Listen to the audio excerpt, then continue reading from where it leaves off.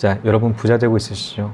자, 부자가 된다라는 것은 본인이 그 원하는 그 삶, 집중할 수 있다라는 것입니다. 자, 그만큼 현금적인 부분이 흘러 들어온다라는 것이죠. 자, 이 경제적 자유 부분은 굉장히 그 부자와 밀접한 그런 관계가 있죠. 자, 그런 의미에서 이 경제적 자유를 달성하기 위해 현금 들어오는 그 시스템 만들기 위해서 굉장히 우리는 노력하고 있습니다. 특히나 이 현금 시스템 같은 경우는 부동산이 굉장히 안정적이죠. 자, 부동산이 있는 것만큼, 보유를 하는 것만큼 계속적으로 현금을 만들 수 있기 때문입니다. 그 중에 상가 같은 경우는 지역에 따라서 그 위치에 따라서 굉장히 큰 임대료를 받을 수가 있는 곳이 굉장히 많죠. 자, 그런 이유로 제가 구독자분께서 이 상가 투자 굉장히 고려를 하고 있으셨습니다.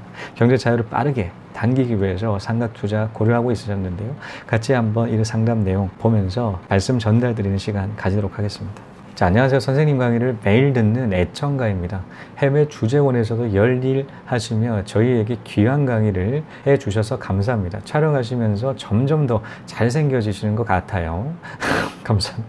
저 황금 돼지해에 새해 복 많이 받으시길 바랍니다. 저는 올해 36세 여자고, 자, 광진구 광진동에 학군 좋고, 자, 초, 중, 고 푸마. 자, 저는 초 푸마까지는 들어본 적이 있는데, 자, 중, 고등학교까지 다 품었네요. 다 푸마죠. 다 푸마. 거실에서 한강이 바로 보이는 30평대 아파트를 보유 중이며 최고 시세 12억 5천까지 갔었습니다. 현재는 약간 보합세 중. 제가 부모님 곁에 당분간 살다 보니 이곳은 반전세 80만 원 월세 들어옴으로 돌리고 있고, 제 거주 전세금은 3억 5천, 그리고 청주시의 작은 학원 상가 보유로 월 60씩 들어오고 있습니다. 총 140 들어오고, 상가에서 60 들어오고, 자, 아파트에서 80 들어오고 있습니다. 자, 거주 전세금 같은 거 3억 5천 가지고 현금 보유하고 있으셨습니다. 자, 광장동 아파트에 실거주하려다가 너무 거주비가 비효율적으로 이용되는 것 같고 현금을 더 크게 만들고 싶어서 상가를 사고 싶었으나 선생님 강의에서는 상가를 비추하신다고 하셨던 것 같아 고민 중에 있습니다. 자, 그렇다고 광장동 집을 팔고 다른 임대용 주거용 아파트를 여러 채 사자니 다주택자가 돼서 주저스럽고, 광장동 집이 지하철로 바로 3분 거리, 우수학군, 한강 조망으로 인해 계속 지속적으로 가격 상승이 있을 것 같아서 또 팔기가 주저스럽고 고민이 많습니다. 자, 선생님께서라면 자, 이런 상황일 때 어떤 식으로 풀어 가실지 궁금합니다. 저 마음 같으면 집 매도 후 알짜 상가를 구매해서 월세 500 이상 받으면 직장 때려치고 편히 살고 싶긴 한데 너무 위험한 선택일까요? 정말 그 월급쟁이들의 로망이죠. 직장 바로 때려치고 이런 월세 받아서 생활한다라는 거고 스트레스 안 받는다라는 것이죠. 그런데 그 나름대로 그 스트레스는 굉장히 크다라는 거죠. 저 월세 받기가 쉽지가 않다라는 겁니다. 꼭 답변 주시면 감사하겠습니다. 저도 작년에 외국 주재원에 있다가 귀국해서 그런지 선생님 이야기가 늘 익숙한 것 같고 공감이 많이 됩니다. 꼭 좀 부탁드립니다 라는 사연 전달 주셨습니다. 자, 이런 상가 투자 부분에 굉장히 관심 가지고 있으셨습니다. 자, 상가, 그냥 일반 상가 아니죠. 알짜배기 상가입니다. 자, 알짜배기 굉장히 지금 원하시고 있는 상황이다 보니까, 자, 그 관련된 그 조언 전달 드릴 수가 있을 것 같습니다. 자, 지인 사례가 있죠. 자, 지인 같은 경우는, 자, 수제 이 정장 매장을 운영을 하고 있었어요. 정장 매장 번화가에 있었는데, 한 30평 정도의 규모에 지금 운영을 하고 있거든요. 자, 초창기 때까지만 하더라도 이를 반토막 냈어요.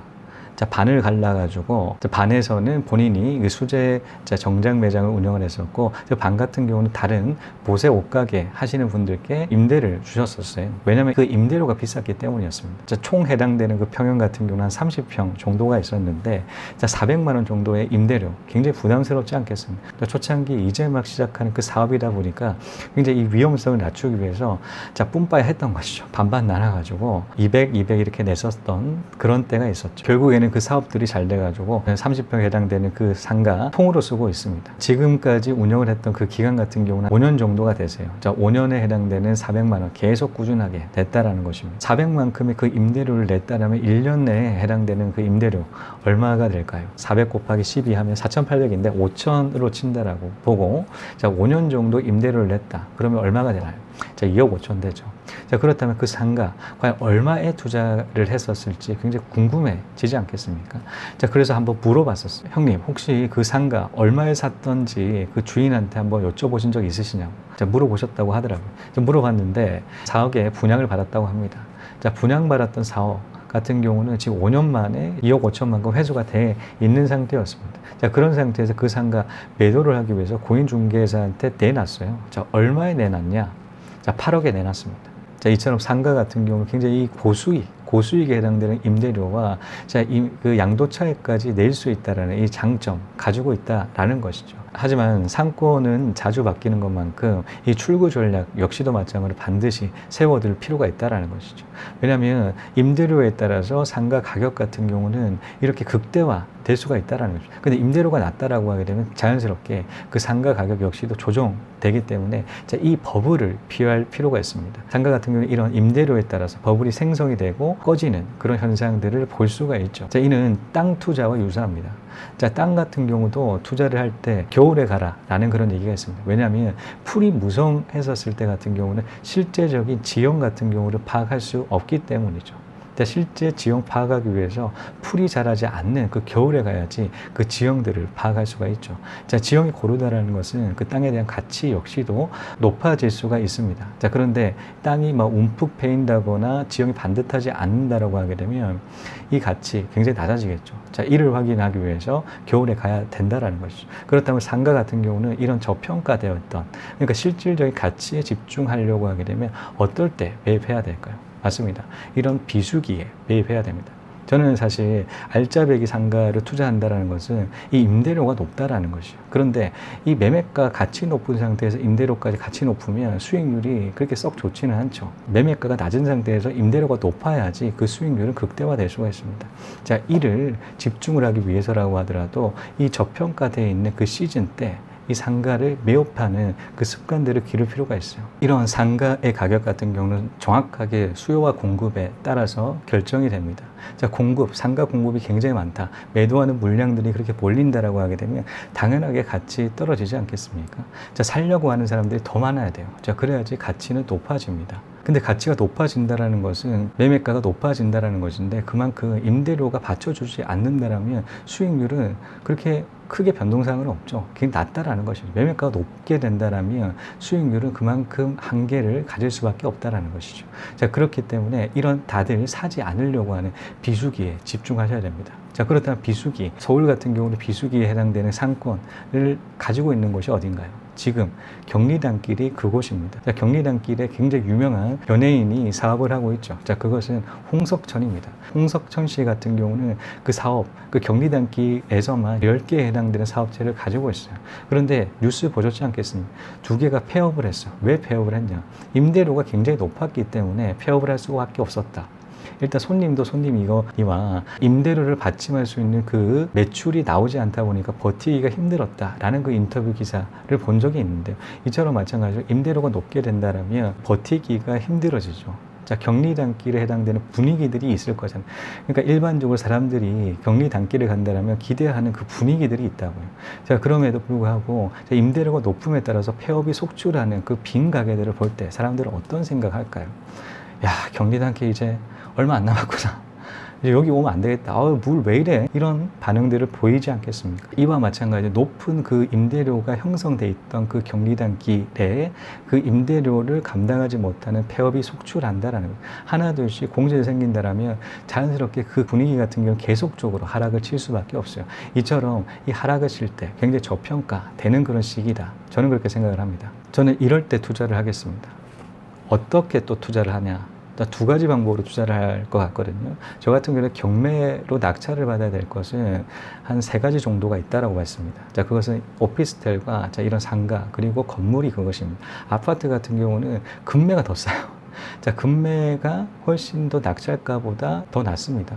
왜 그러냐면 아파트 같은 경우 여러분도 잘 아시다시피 입찰자들이 굉장히 그렇게 몰린단 말이에요. 입찰자 몰리는 것만큼 이 가격적인 부분 굉장히 높여질 수밖에 없는 그런 상황. 경쟁이 굉장히 높다라는 측면에 있어서 아파트 같은 경우 금매로 노리시는 게 좋지만 이처럼 폐업이 속출하는 그 지역 같은 경우 상가, 물건도 굉장히 많이 나오거든요. 상가 같은 그 접근하는 그 경쟁자 같은 경우는 그렇게 많지가 않기 때문에 상가 이렇게 낙찰을 상가를 받는 게 첫 번째 방법이고, 두 번째 같은 경우는 굉장히 오래된 공실을 찾으시는 게 좋습니다.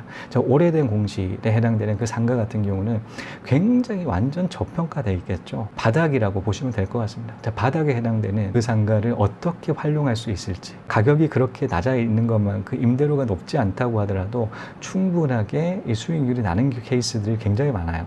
그런 것만큼 이를 활용하시는 것이죠. 앞서 말씀드렸듯이 그 지인 사례 있지 않겠습니까? 상가를 산다고 하더라도 반으로 쪼갰었어요. 반으로 쪼개서 수익률을 극대화할 수 있는 방법도 상가를 활용할 수 있는 하나의 방법이 될 수가 있을 것 같고요. 또 그 지역 같은 경우 상권이라든가 유동인구를 분석을 해서 본인 스스로의 그 짱구 굴려가지고 머리를 사용을 해서 어떠한 그 업종이 어울릴지에 대해서 유출을 해보는 겁니다. 유출을 해서 이를 브로셔로 만들어가지고 사람들한테, 공인중개사한테 오픈을 하는 거죠.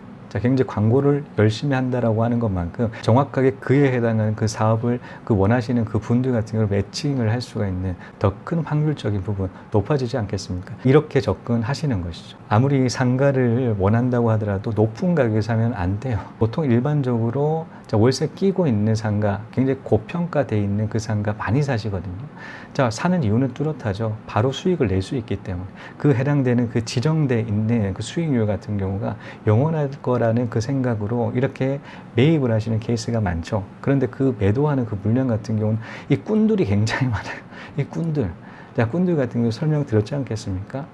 한 번 계약을 싸게 해주고 싸게 임대료를 계약을 한 것만큼 성공할 확률들은 굉장히 높아지겠죠. 버티기가 가능하기 때문에 신규적으로 유입되는 그 단골 고객들이 많이 생긴다라는 것입니다. 그리고 매출이 어느 정도 받쳐주는 그런 상태에서 임대료를 다시 계약을 했었을 때 뻥튀기 한다라고 하더라도 받아들일 수밖에 없다. 그런데 받아들일 수 없는 그런 임대료를 이를 통해서 매매가를 다시 조정을 해서 바로 판매한다라는 것이죠.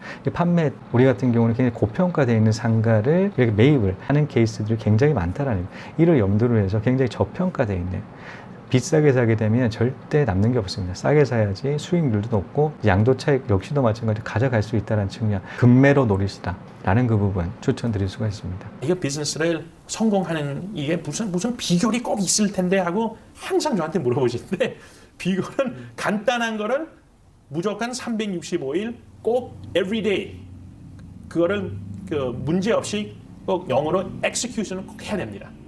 그게 힘든 겁니다. 이 생각으로는 쉬운 건데 이거를 실천을 할 수 있다는 게 엄청나게 힘든 게 레스토랑 장사거든요. 이것으로 투자캐스터님 12억 아파트 팔고 알짜배기 상가 투자할까요? 는 여기까지였습니다. 시청해 주신 여러분 감사합니다. 다음 시간에 또 뵙겠습니다.